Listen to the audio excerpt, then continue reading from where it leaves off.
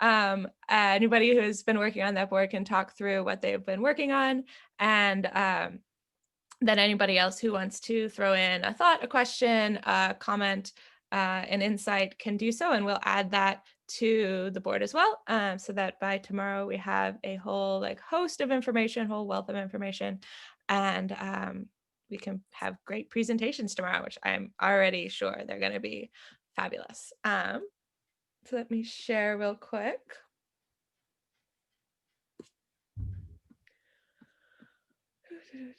There we go.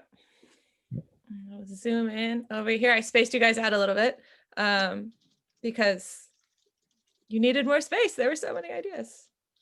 Somehow this little guy got over there. So I think Emma and who else was on this one? I can't remember. Yeah, it's Michael, but it's more Emma. Bob. Emma, so if you want to share with us what you've been working on in the Women in STEM area, anything you got from the mentors.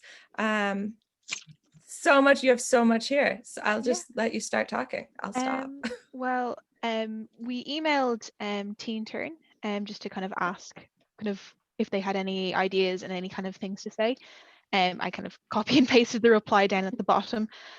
Basically it was really great advice. It was just stuff like kind of the difficulties and the greatest challenges in getting, they're very focused on secondary school students, so they're just kind of trying to get them to try the events and to kind of try the things that they're doing, and that was great because we were kind of looking at a very similar idea, myself and Miriam. It was about kind of having that kind of school program, and having that kind of having a school program and having that sort of social thing through the school, that could be very beneficial. I think Miriam was saying her kids did Toastmasters in TY, and that was just a debating thing, and you can kind of discuss ideas and discuss things like that, and you do that through debating, and kind of similar ideas are like MUN conferences. So there's definitely a want there for secondary school students to meet up and discuss ideas like this, to meet up and kind of take part in competitions to do with that. But there's no specifically science competition like that quite yet. I think we were looking, like the BT Young Scientist is there, but it's very different. It's much more kind of, you go off, you do a lot of work for like months on end, and then you present it, rather than like a social, a social thing where you do like a few quick projects, a few discussions, and then you all go off and eat pizza. So that's kind of the different there. Kind of we were thinking, after talking to the mentors, we were kind of also looking, we could also adapt that to third level, because some of the stuff they were saying was kind of how like the retention after third level as well. So like obviously kind of doing something like that at third level would be like great, like just to kind of cement that, and also kind of the crossover, like getting people who already have graduated and have like, or have already in college and chosen maybe non-STEM subjects, getting them involved in STEM in other ways, or getting them interested in STEM in other ways. And that could be something, that could be a way to do that, a kind of a social kind of competition based thing like that, like maybe something similar to this hackathon, but more kind of STEM focused, or more focused on STEM ideas, and then kind of getting non kind of more arts, history people in on that, to both get a different perspective and then to get them into the whole STEM thing. So we thought that would be quite a good idea. We were also kind of looking at kind of scrolling down there. You can as you scroll down there, kind of role models. It's the second one, I think, and just kind of. I added you to that, Emma. Sorry? As a role model, I added you to that as a role model. Thank you. I'm in third year in college in maths. So we were kind of discussing like how, because that is a big thing, kind of kind of we were saying with this, like there's the women in 2020 women can't see, can't be in sport. And I think if there's a similar thing in STEM where you kind of don't know what careers you can kind of end up in. Like I was kind of saying, like I didn't realize, like, because it's just been so drilled into me at this point, you can do a lot with a STEM degree. Like I could go off into finance, or I could go off into research or things like that. There's a very kind of broad, like wide sector that you can go into with this degree. And kind of role models and having people who have done this, who have taken the different paths, like very well, like illustrates that. Because I remember when I was in school, and we had a talk about someone, and she was like, I knew I wanted to be a doctor. I sat the leaving cert 3 times before I actually got into medicine. And then she went off and she helped and she worked on HIV. So like role models like that, where like did experience difficulty, like may have experienced kind of like something like that, like the mentors were saying, kind of like from students for different social economic backgrounds, like UCD, Trinity may not be possible for them, whether from points or whether from kind of the financial difficulty of moving to Dublin full time. So like there are definitely other options, and maybe kind of having people who took those options, who went to engineering and IT, Carlo, and find it was a great course, because it is definitely a great course, and like, and I've got like a great job from that. So that's kind of that aspect as well. Kind of there's not just like, you're not, if you don't get into UCD or Trinity, you're not like, it's not a massive, it's not the end of the world, like. Exactly, it's not the be all and end all, which I think it can be seen like that sometimes. Nice. Yeah. And then cool, wonderful. So open the floor up for questions, comments, and I will, as I did yesterday, frantically put them onto sticky notes and add them to the board.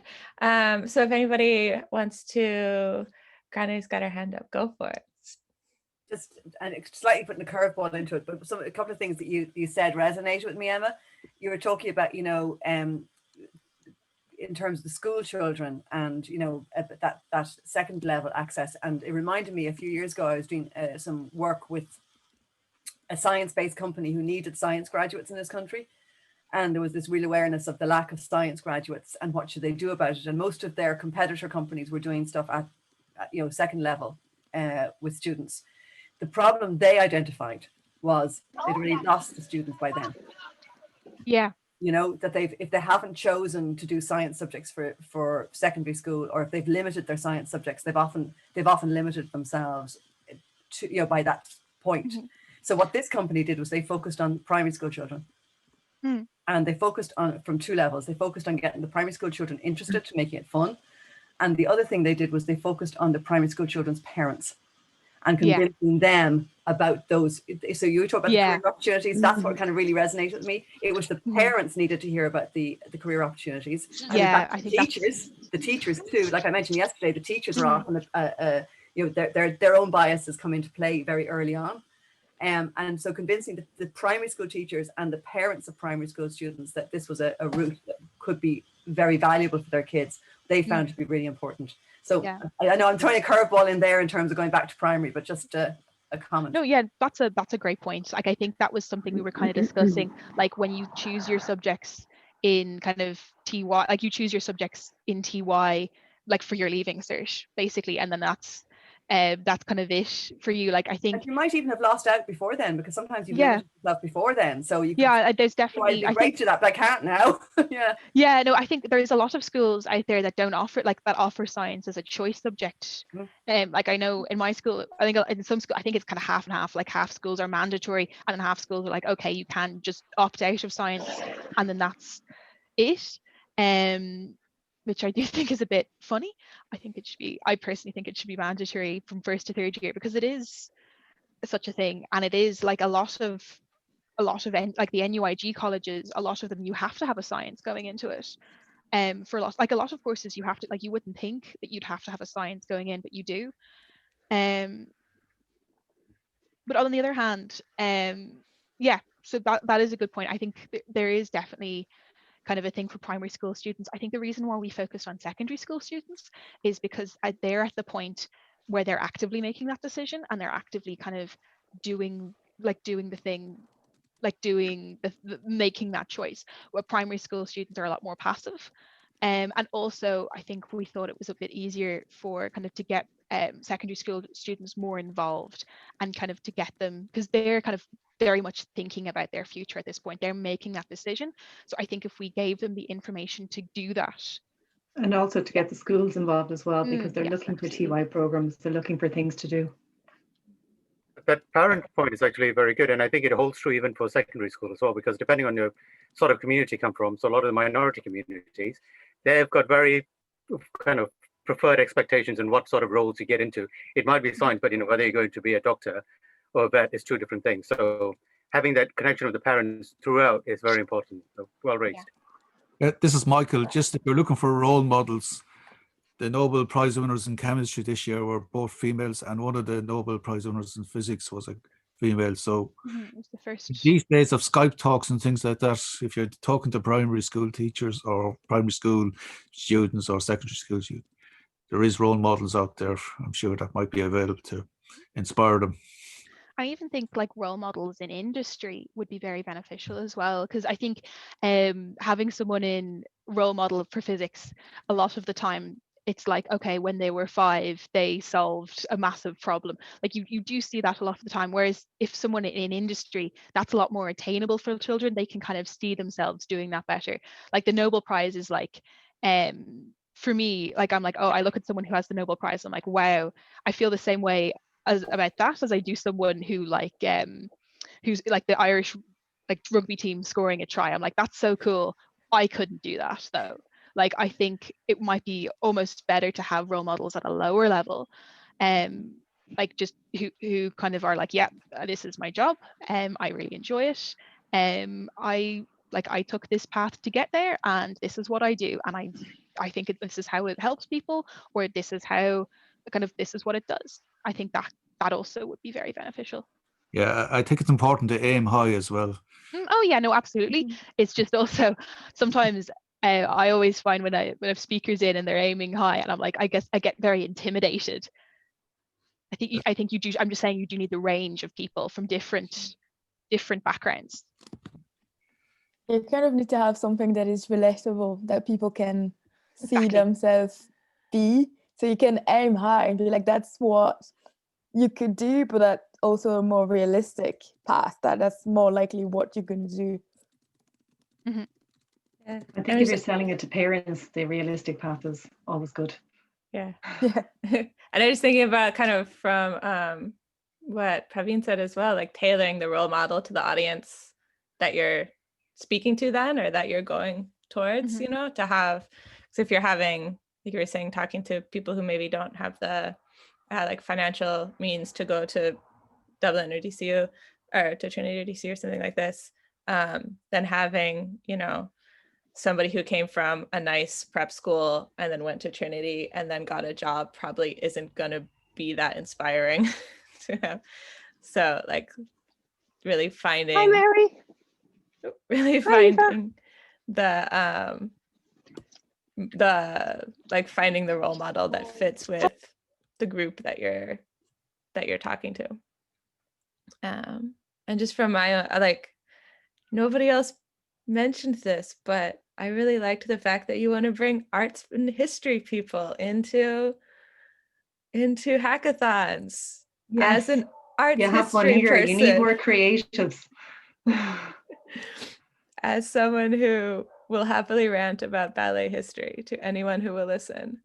I think creativity is really important. Like I got interested in electronics when I was in primary school, because we used to do these little projects with like little motors and little light bulbs and stuff. Mm-hmm. And I used to like build like a 3D pumpkin with a spinning top and the light in behind it and stuff. And I loved doing it. And that's kind of so I did electronic engineering, and that influenced my choice, like to make that decision. Yeah. And I went back and visited the school years later.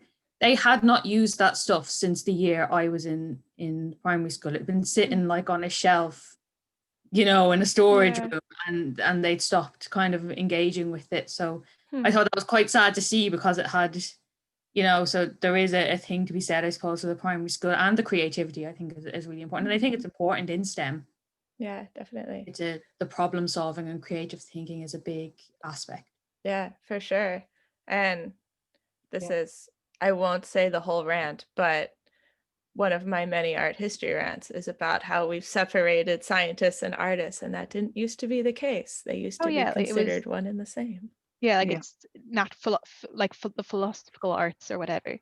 Like Hmm. in Trinity, science is still a Bachelor of Arts, Mhm. even though it's not kind of treated like that so much anymore. Yeah. So anyway, I won't go on that rant. So if Keep the outro. anybody, we'll be here for days. So if anybody wants, any last thoughts on our Women in STEM board before we move Yeah, on? we to have the like a next? parallel chat on the text chat with Oh, Graham. we Yeah. do? Hold on, I can't see the chat when I'm sharing.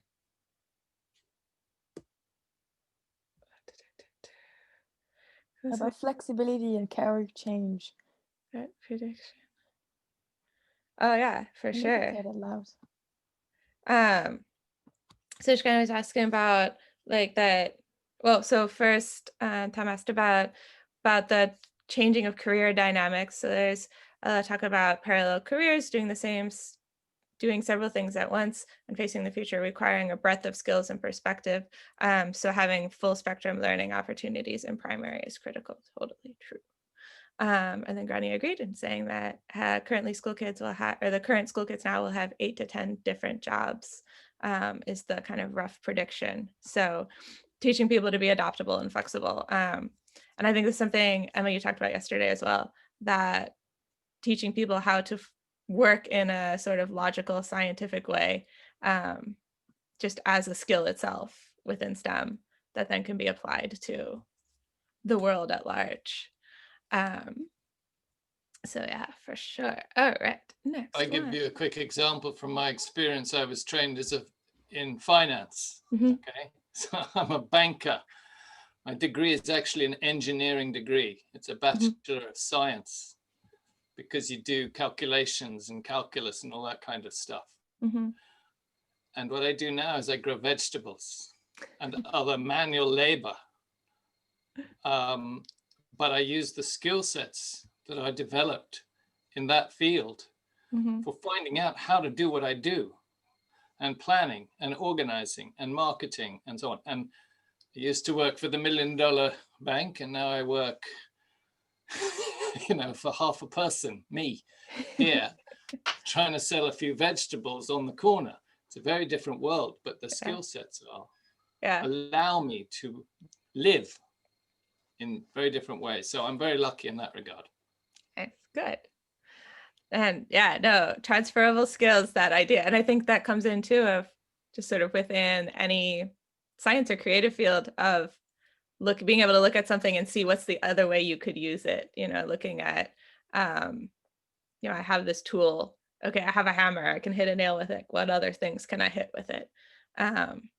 Making sure we don't, this goes back to our discussion yesterday about the schools really like mainlining kids or streamlining kids into certain things, that we don't let them lose that kind of sense of adventure that kids start out with all the time.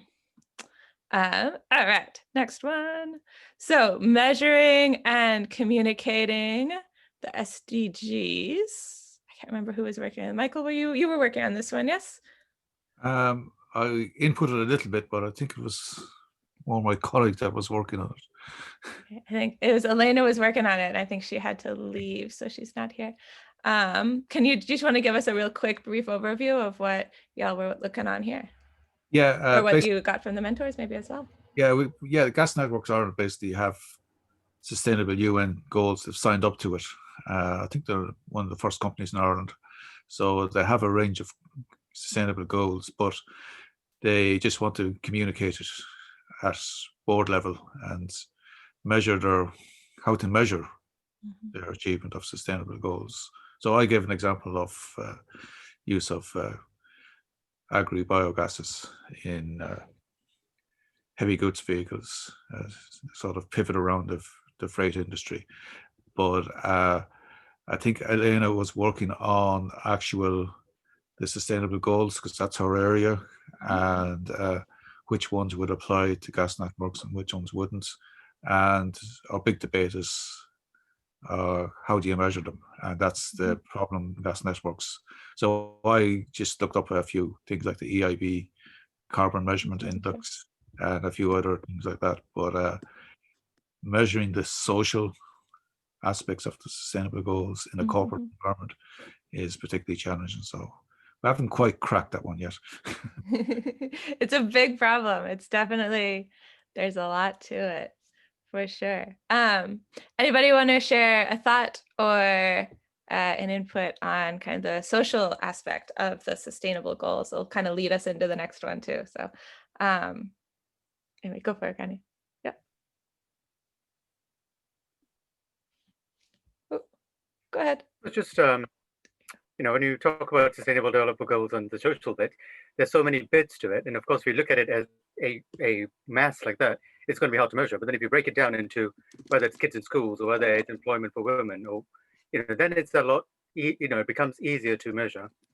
And even in a corporate sort of way, if you're doing, say, volunteering and you're doing, you know, getting women into STEM or something, then you can actually get figures for that.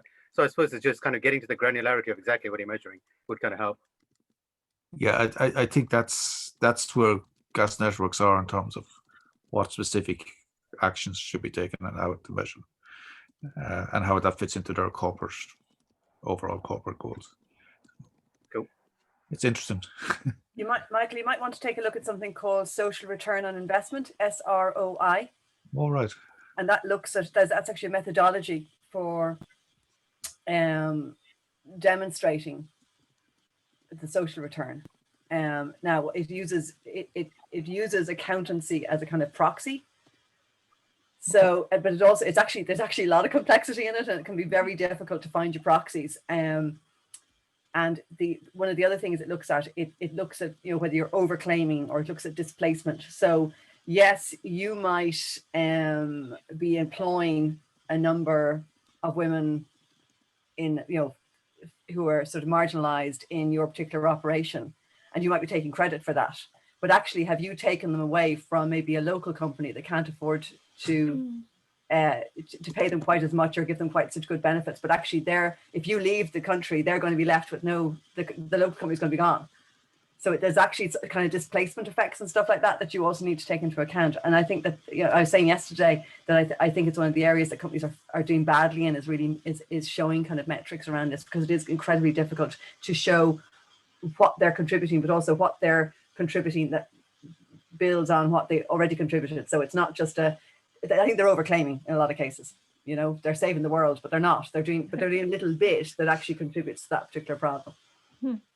Yeah, well, we'll check that out, definitely. It's worth having a check out. So if you look up SROI, there's an SROI network and stuff like that. It gives you some kind of sense of you know, of how they approach it, maybe. Yeah, there's no one size fits all anyway in this area. Well, see, the problem about it is you kind of also want to find a one size fits all in a way, because the other thing about it is you want to have comparable metrics across different companies.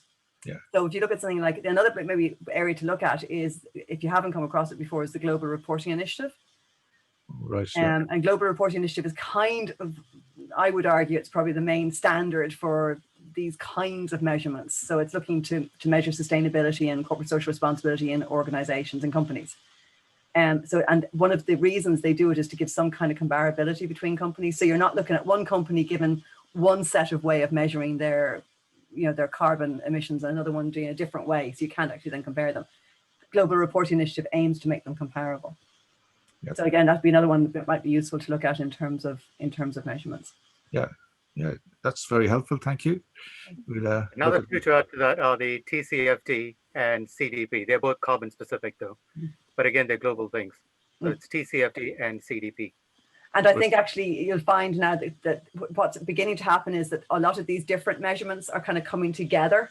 So like Carbon Disclosure Project is working with Global Reporting Initiative, and they're, you know, trying to combine it, because we were getting to a situation which was kind of daft. The companies were all over the place with different standards and different measurements, and we're now getting to a point where they're beginning to pull together into kind of one complete whole, which is great. Yeah, absolutely. Yeah. we'll check all those out. Yeah, I've added them all in red for you there. So be shouting at you from posting notes. I've also added one here from Tom as well about the triple bottom line idea and being about 20 years old, and to look up John Ilkington and his work. Wonderful. I love this. Is the best part. Sophie and I were just raving yesterday about the great discussion at the end of the day. So plenty more ideas now for the folks working on the measurement and communication side of the problems. And we're going to move on over to our how to support employees during work from home. This is Maureen, yes. So if you want to tell us. Yeah, that was me. So what I was kind of considering was maybe a multi-problem solution. So all of the problems that we're looking at, and is there a solution that could potentially kind of work across them all? So what I was thinking is maybe something like a mentoring network.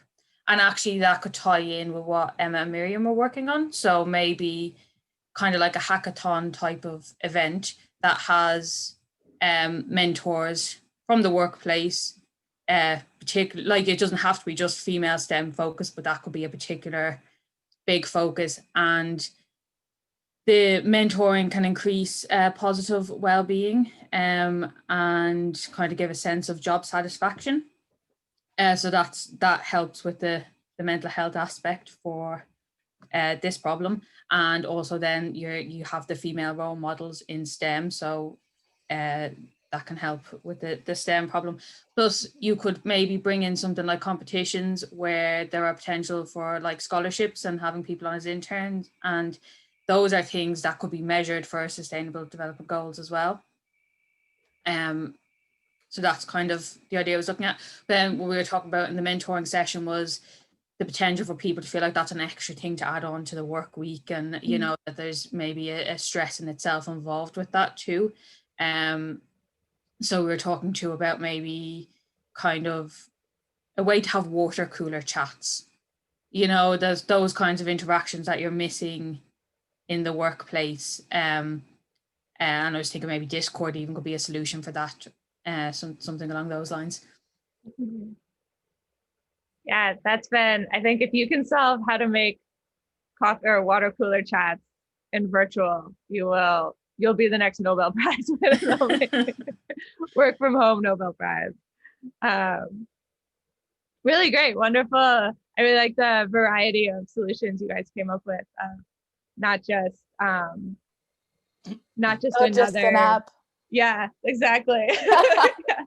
Because people they want to fix the world with an app. Yeah, no. I think the thing is like there are a lot of apps and stuff for STEM, and I was looking into kind of the research on it, and one of the biggest problems is actually the lack of role models. Seems to be really the problem. I think you're right. Like it's going into what the actual problem is. I don't have anything against an app. But it's just that people forget that the app is not the product. It's just the way you're gonna have access to the products. Yeah. So if, like, it's getting them to use the app. Yeah, exactly. Yeah. I'm like, the Deliveroo is an app, but that's not the app. It's just the logistic behind it. The app is just the way you're gonna use it. Yeah. And recently, people are more like, oh, we're gonna just make an app with information. I'm like, it's just gonna be another thing that would be overwhelming, and we can actually another source of stress. I've got to go and learn how to use another app now. Yeah, it's another source of stress. I know, and I'm like, I don't want app. I don't want this. Something else. And I think you're right in the way you're approaching this. That it's the social interactions that are missing, and how we can reproduce that kind of experience, or just create a momentum so people can do that on their own as well. So it's interesting.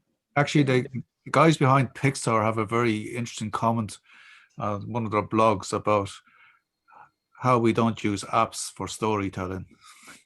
And, what is it about? So I think there's a thought process that needs to, it's not an information, it's there to assist you. and bring you along. So maybe the storytelling aspects and role models could be built into the app, using companies like Pixar to input and, you know, maximize it in terms of pictures as well as sports. Yeah, yesterday we were talking about the challenge going forward about face-to-face and touch and so on.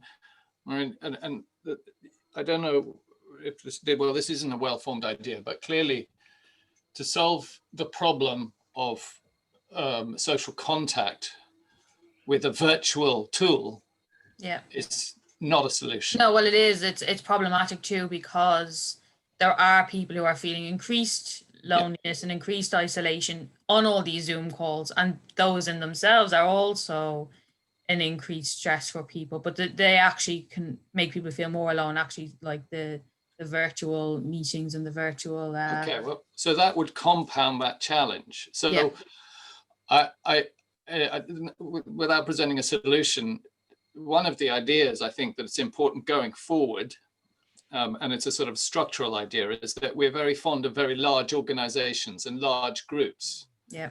And so then we end up having people who are working together from very distributed locations. Mm-hmm. And therefore the virtual contact becomes the only way to be together. But if teams and people are given a certain level of flexibility and reduced in size greatly, then that might provide the opportunity for people to actually meet. Yeah. Even in a situation like we have today, a kind of lockdown. Yeah.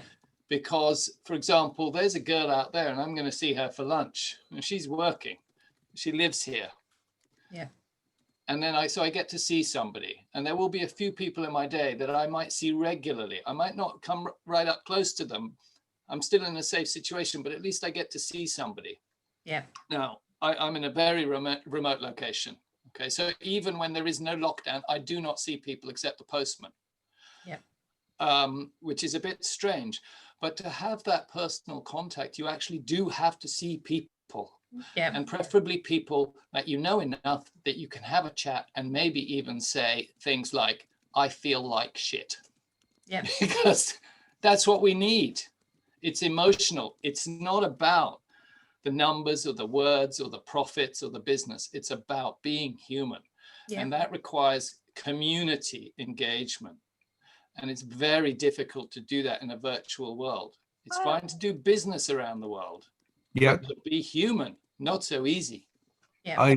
I see some companies are trying to be creative and getting the humanities involved and having virtual orchestras and virtual plays and all that sort of thing. Not quite the same substitute, but it's quite different than a virtual meeting, and they're trying to sort of make it more human in that respect. But there's Did a long. anybody see the dancing doctor in India today?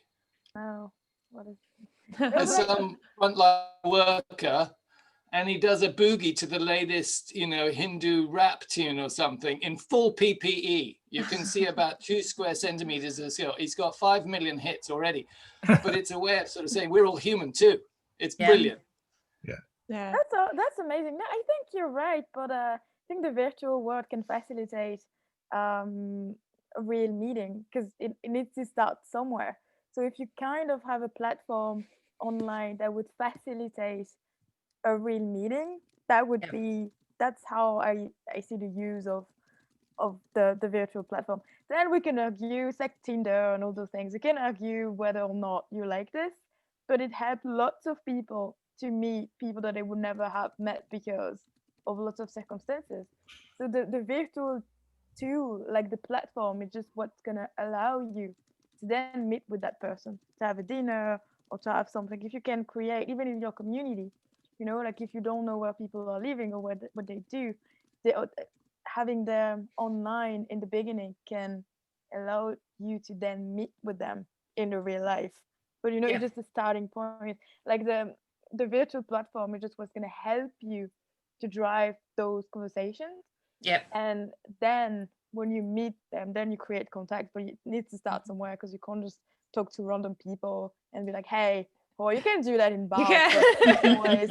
So people don't do this. And when people I do. the online thing is a bit weird, because you're talking with stranger, or it just allows you to talk to people in a different way, because in the real life you just don't go across the street and be like, hey, you gentlemen, want to be my friend? Like, it doesn't happen. So I know, that's how I met one of my best friends. So.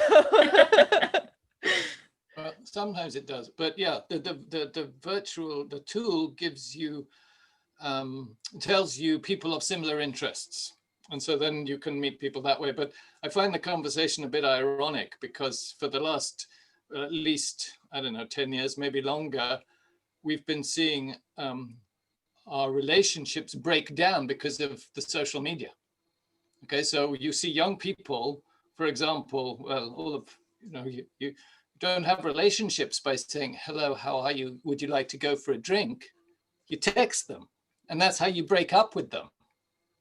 So there is actually no real social skill. And I think that is a real challenge. We need to drop that whole thing and actually understand the complications and the complexities of emotions and human interaction. There's a whole community of people who were thriving because of, this, like, well, I was listening to a report on an autism support community, and they were saying 3/4 of their clients actually thrived through COVID because they were doing things when they wanted to do them, and through a medium that they were quite happy to do it. They weren't being pushed out into a situation where they were uncomfortable, and they could tap into a class at a time that suited them. So they didn't have to be there at 2 o'clock. And if they weren't in a good frame of mind, and they weren't being dragged out at 2 o'clock, and that they've actually thrived through COVID and thrived using technology and everything as well. Kind of like, how do we find the best of both worlds of getting, I think it's hard what works out of it and what doesn't. Yeah. We'd have a lot of members who kind of, particularly initially, they were really glad to be able to stay at home because they have social anxiety, they struggle with going out anyway, and they had that excuse. But actually it just kicks the ball down, down the road, because they have to, at some point, go out and do shopping or go somewhere or visit the GP, and it's a much bigger ordeal by the time it gets to having to go out again, and then they have to, start to deal with the anxiety around that. And we've seen that with some people with autism too. Like, it was great for a while, and then when things did start to open up again, it was, oh God, now I have to go and do things again. And it was even harder than it was before, because they'd gotten used to the comfort of being able to do it all from home. Yeah, I think it's somewhere in between, that you can use technology to the benefit, but not to isolate them. Yeah. Or giving people the choice even to say, Yeah, well, having a choice is a huge thing. Yeah. So, and I think now we were saying, we were talking about yesterday about these structures that we've had, for these working structures that we've had, just because in the 1850s somebody decided that that's the way it was going to be, and we've kept them since then. And now we've proven, like, okay, they don't work. Let's give people choices. Like, I think we're in a great spot right now to, like, take advantage of that and show we've proven people can work from home. You don't have to have your boss sitting over there, like, cracking the whip. We have tech. We don't need to be Victorian about it. Work structure. For some people, it works really, really well. It just depends on how you use the. It's not a substitute, really. Some people are trying to replace everything online, be like, this is our reality now. It's going to be like this forever. And they try to replace everything that we were doing online, and like, nobody is going to meet ever again, and everything is going to be like this forever. It's like, before, we'll have a kind of hybrid. It's just not going to be the same, but it's not going to be everything online either. So it's just finding, as you say, the balance between, we can use online things for some because it's convenient, but it doesn't replace a real human, and everybody knows that. I don't think everybody wants to just sit in front of a computer all day, every day for a year. But sometimes it's really convenient. Like, I'm happy I don't have to go anywhere every day. Like, I'm working as good in my pajama and my couch than in the office, if not better. So I'm really, really happy about this. Yeah. Just Paul McCartney is producing a lockdown album now, so it's possible to do anything under lockdown, including albums. Right. I just want, and something I threw it in here just because I didn't want to forget it, but we were talking about having how do you have a good quality relationship when you're not like physically with somebody or able to communicate them? I was just thinking about, like, for myself, I've lived kind of all over the place. So my family's in the middle of the US. Some of my friends are on the East Coast. One of my best friends is in San Francisco on the West Coast. One of my other best friends is in Jerusalem, Israel. So I have people all over. And so, like, what can we learn maybe from people who are used to not living with those who they're closest to? How do they, like, how, so I have these great relationships that are maintained, and I see people once every 4 years. Like, what can we learn from those kind of people who maintain relationships long distance or without seeing people or completely virtually? That, what can we kind of glean from them that we can use for other things? And then something we had talked about yesterday, this idea of the sort of nanny state corporate, trying to figure out how, and I really liked, man, that your solutions that you worked on today got out of that sort of mode that we'd seen from other things or that we've seen in other proposed solutions kind of in this area of, like, well, your job needs to do more and, like, give you more activities and, like, just keep you in that sort of bubble of work people all the time. When I was in art school, they made us do forced fun so that you wouldn't only ever practice your instrument all the time. So I just think it'd be nice to have collaboration, like between companies, a group of companies working on it together. Sure. And then that there's networking between those companies, because we were talking yesterday about the divides and things that we see, and what a better way than to encourage collaboration between companies. And that, if they're communicating, that might encourage other kinds of partnerships, other kinds of ideas to come from that between companies. And I think that would be, a good solution to that issue too. And working on the SDGs, one of the like goal 17 is to be working in partnerships together to meet those goals. So yeah, good idea, like especially for diversity, like you would like mix different backgrounds, different companies, even different industry working in something. Actually, Kaylin, you raised a good point, saying what can we learn from people that don't see each other a lot. And the same as you, my friends are usually not on the same continent. Some of this is a bit mad, but people that live in a long distance relationship said that setting goals is what makes it last, or what makes it worth it. And with my friend as well, it's like, I know that I'm gonna meet you in, I don't know, 3 months. Like, we have a date. Like, having a goal in mind makes it easier because you know that you're gonna see that person at that point.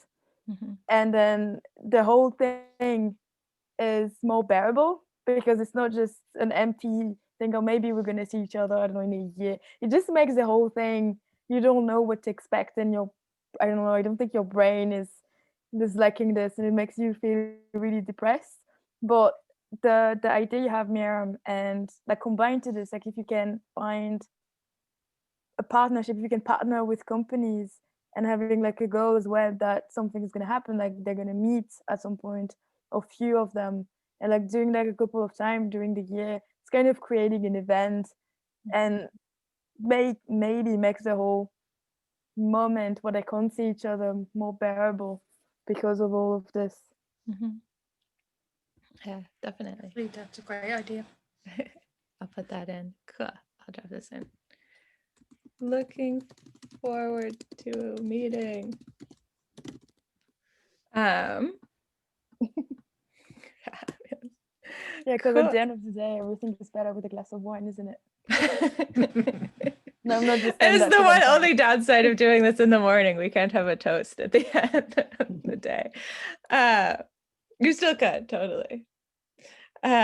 We're like, why do we need to follow Victorian structures of not having a glass of wine for lunch? Anyhow, on that note, so again, amazing work. If anybody else wants to throw in any more comments, do so now. Okay, cool. I'm going to make sure I didn't cut anybody off, but like, again, guys, amazing work.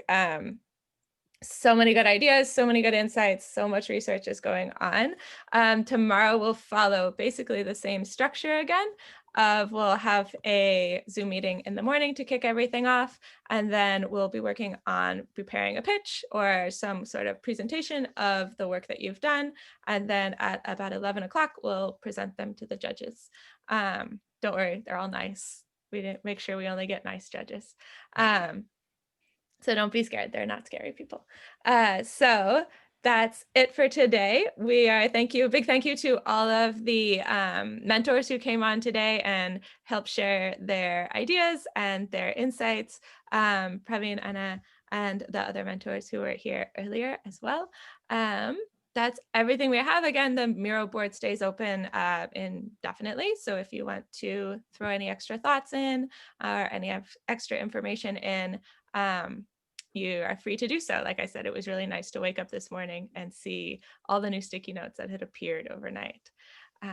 So that's everything. If you have any questions, we'll be on the Discord, so feel free to ping me or email, and that's it. Thank you again, everyone, and we looking forward to seeing you all tomorrow.